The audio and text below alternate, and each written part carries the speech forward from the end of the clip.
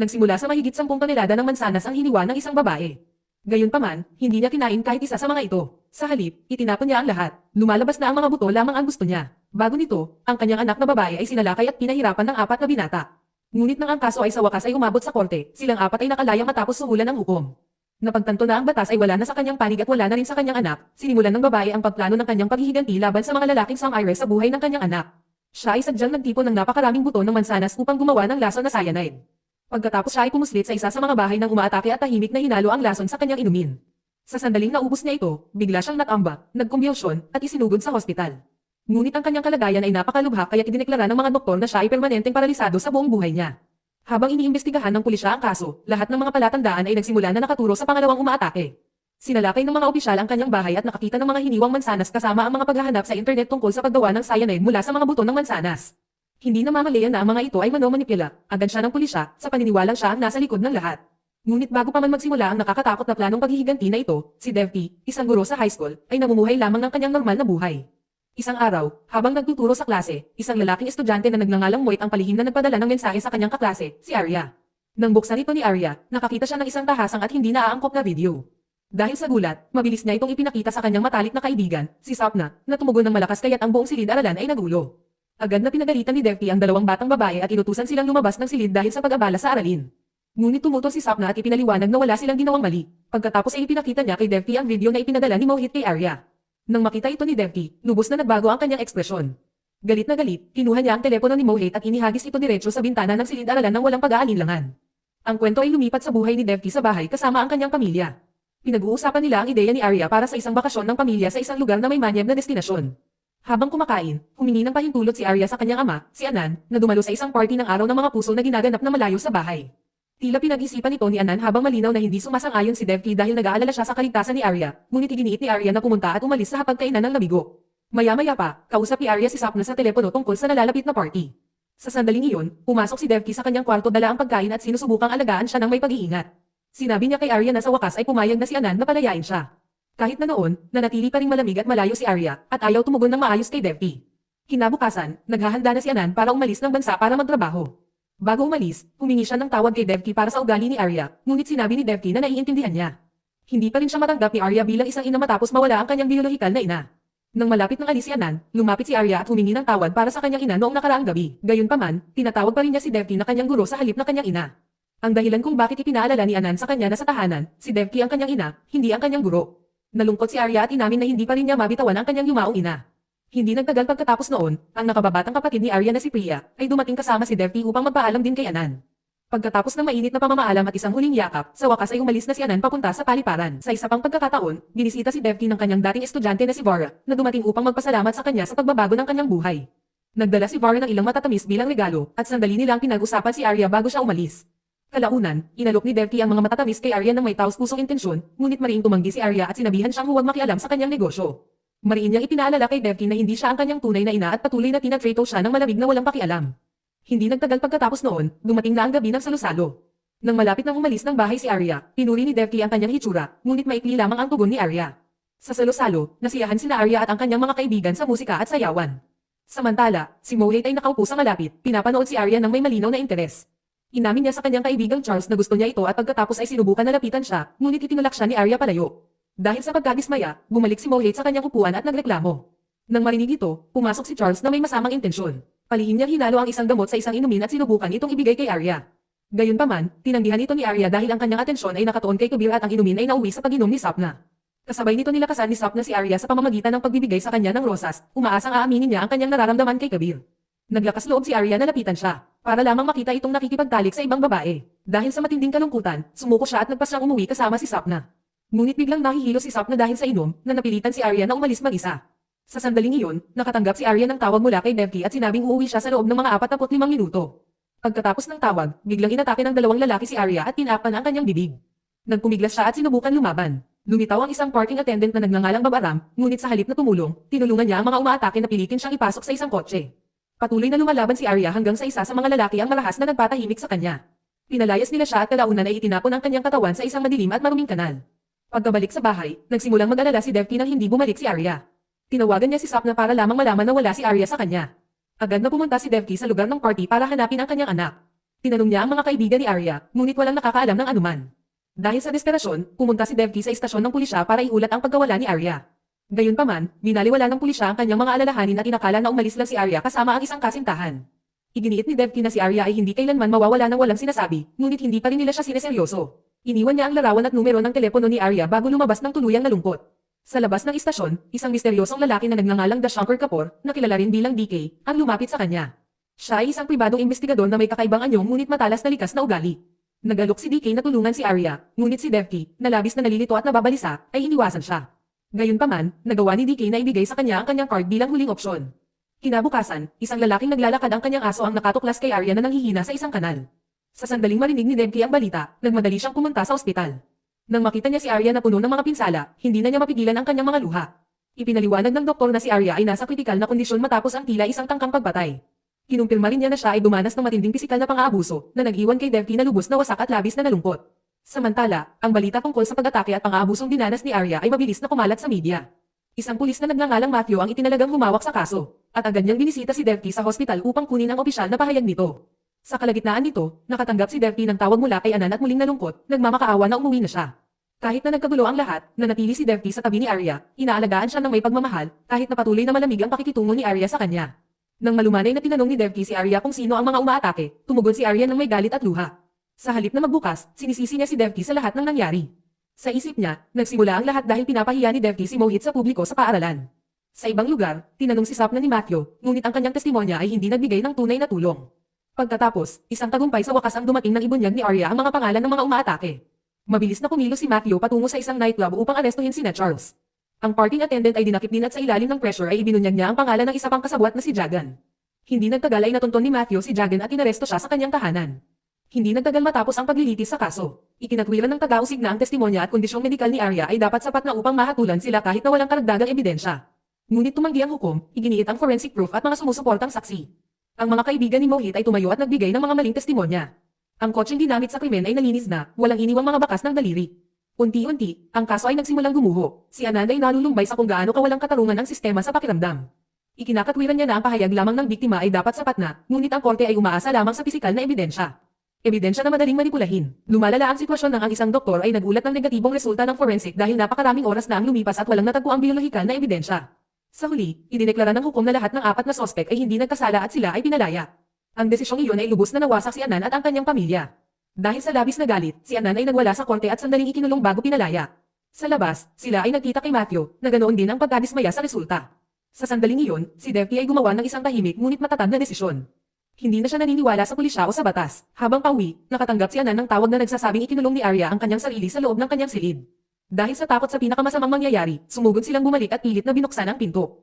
Sa loob, maingat na tinanggal ni Devki ang isang pares na gunting mula sa nanginginig na mga kamay ni Arya. Si Arya, na labis pa ring nabibigatan, ay itinulak si Devki palayo at tinanggihan ang kanyang presensya, na iwan muling nasasaktan si Devki. Pagkatapos makatulog si Arya dahil sa emosyonal na pagkapagod, niyakap ni Anand si Devki mahigpit at ipinaalala sa kanya na hindi sila susuko. Hindi para kay Arya, sa mga sumunod na araw, habang hinahatid si Priya sa paaralan, hindi inaasahang nakita ni Devki si Mohit na bumalik sa kanyang normal na gawain, pumapasok sa mga klase na parang walang nangyari. Agad iniulat niya ito sa punong guro, hindi maitago ang kanyang pagkadismaya. Patuloy na nabubuhay si Mohit ng walang kahihinatnan habang si Arya ay naiwan na may matinding trauma. Habang lumalabas si Devki sa opisina, nakasalubong niya si Mohit. Tiningnan siya nito ng may matapang, halos mapaghamong ekspresyon. Si Devki ay puno ng galit, ngunit pinilit niya ang sarili na manatiling kalmado. Kalaunan, mula sa loob ng kanyang kotse, napansin niya si Mohit na lumiliban sa paaralan at nagpas siyang sundan ito. Ang kanyang emosyon ay biglang nagiba, at sa isang sandali ng galit, sinubukan pa niya itong sagasaan. Ngunit sa isang interseksyon, muntik na siya ay nakabangga ng isang truck at nawala sa kanyang paningin. Hindi nagtagal, habang hinahanap ang kanyang bag, natagpuan ni Devki ang business card ni DK. Dahil wala nang ibang pagpipilian, nagpa siya siyang makipagkita sa kanya. Sa pamamagitan ng kanyang CCTV system, napansin ni DK ang kanyang pagdating at pinapasok siya sa kanyang opisina. Humingi ng tulong si Devki sa pagkalap ng impormasyon tungkol sa apat na umaatake. Pumayag si DK at nagsimulang mag-imbestiga, at kalaunan ay sinusubaybayan ang mga dalaw ni Bob Borum hanggang sa isang istasyon ng tren. Nang magulat si DK, sa wakas ay inamin ni Devki ang kanyang tunay na intensyon.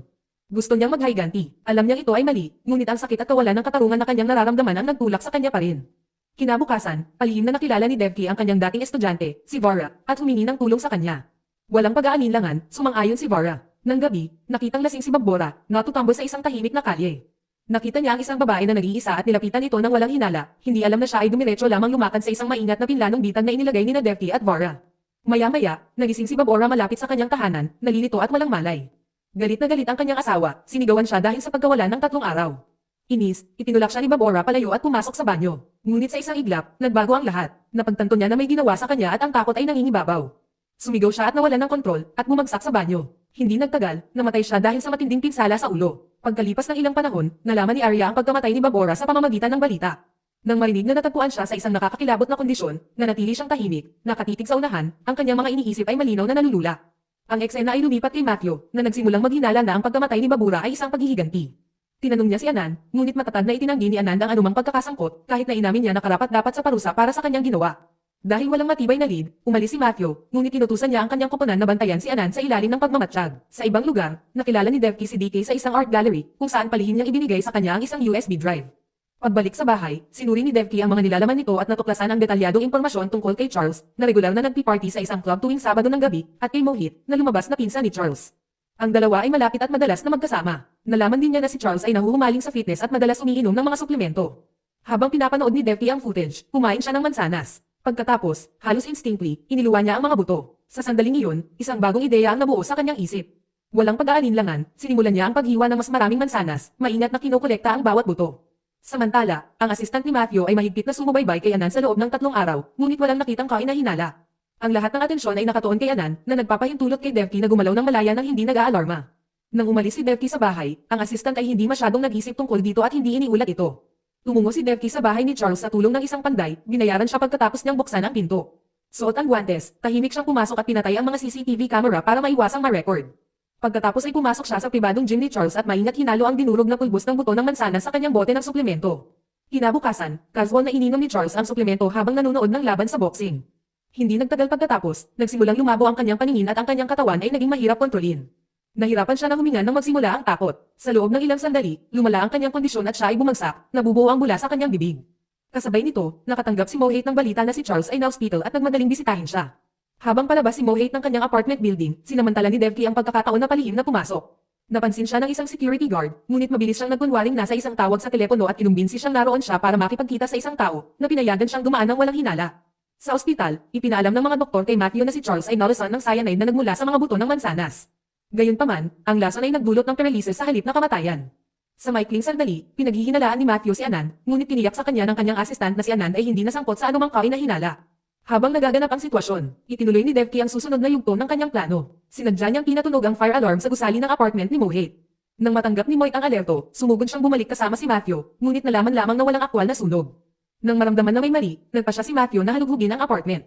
Di nagtagal, natuklasan ng mga pulis ang mga droga sa banyo ni Mohit. Nakakita rin sila ng mga binalotang mansanas na walang buto, kasama ang cyanide powder at mga paghahanap sa internet kung paano gumawa ng lason mula sa mga buto ng mansanas. Lahat ng ebidensya ay direktang nakaturo kay Mohit, tulad ng plano ni Devki. Sa kabila ng napakaraming ebidensya, patuloy na itinatanggi ni Mohit ang lahat at lumaban sa pag-aresto. Ngunit ikinulong pa rin siya ng mga pulis sa kustodiya. Habang inaaresto, napansin ni Matthew ang isang pares ng salamin na naiwan sa mesa. Mga salamin na pagmamay-ari ni Devki. Doon nagsimulang lumaki ang kanyang hinala. Kinabukasan, dinalo ni Devki si Charles sa ospital at ipinakilala ang kanyang sarili bilang kanyang guro. Nang lumayo ang nurse, nilapitan siya ni Devki at tahimik na pinagalitan sa pag-iisip. Takot na takot si Charles, ngunit lubos na walang magawa. Pagbalik ng nurse, tila hindi matatag ang kanyang kalagayan, na nag-iiwan sa kanya na nalilito sa nangyari. Kalmadong ipinaliwanag ito ni Devki, na sinasabing nabibigatan lamang siya sa lahat. Pag-uwi sa bahay, nakatanggap si Arya ng mensahe mula sa isang kaibigan na naglalaman ng balita tungkol kina Charles at Mohit. Nagsimula siyang maniwala na ang kanyang ama ang nasa likod ng lahat. Dahil sa pagpasalamat, nagpa siyang magmungkahi ng bakasyon ng pamilya sa lugar na matagal na niyang gustong bisitahin. Di nagtagal, nakilala ni Matthew si Devki upang makuha ang kanyang lagda sa ilang mga dokumento ng investigasyon. Napansin niya na tila hindi mapakali ito, kinakabahan na hinahanap ang kanyang salamin. Pagkatapos ibinigay ni Matthew ang isang pares na natagpuan sa apartment ni Mohit, ngunit mainahon na isinuot ni Devki ang isa pang pares na kapareho niya na mayroon na. Sinubukan niyang manatiling kalmado at iniiwasan ang pakikipagtitigan, ramdam na nagsisimula ng maghinala si Matthew sa kanya.